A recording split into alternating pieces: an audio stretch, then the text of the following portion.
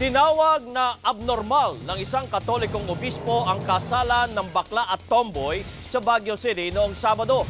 Ikinahiya naman ng alkalde ng Baguio City ang seremonya. Pero bumwelta ang mga kabaro ng mga kinasal. Nagpapatrol si Myra Wallis. Dalawa lang sina Shelo at Tria, John at Amerikanong si Richard sa 8 pares ng tomboy at bakla na ikinasal ng mga pastor ng Metropolitan Church of Metro Baguio. Sana mas ma-inspire yung iba. And more respect naman sa mga kagaya namin. Not only do I love him, I'm in love with him. And he's the best person I have found. Kinundina ng Guiding Light Christian Church ang itinuturing nilang illegal na kasalan. Si Bishop Cardito Senson naman ng Diocese of Baguio, tinawag pang abnormal ang seremonya. Disorder kasi hindi normal. Pumarada naman ang gay rights group sa Baguio bilang suporta sa kasal.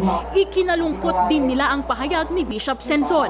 Nalulungkot kami sa ganitong statement ni Bishop kasi coming from a bishop who preaches love, di ba, yung parang acceptance and all, ganito ang magiging statement niya.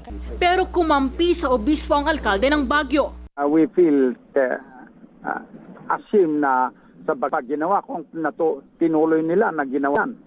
At as we said, under our existing laws, talaga namang hindi pwede.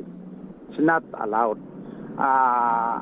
Kahit sa common sense lang, talaga naman lalaki at babae, sinabi ko nga yung pwedeng mag-asawa. Ang ilang grupo ng abogado nagbanta ng demanda sa nagkasal. Isang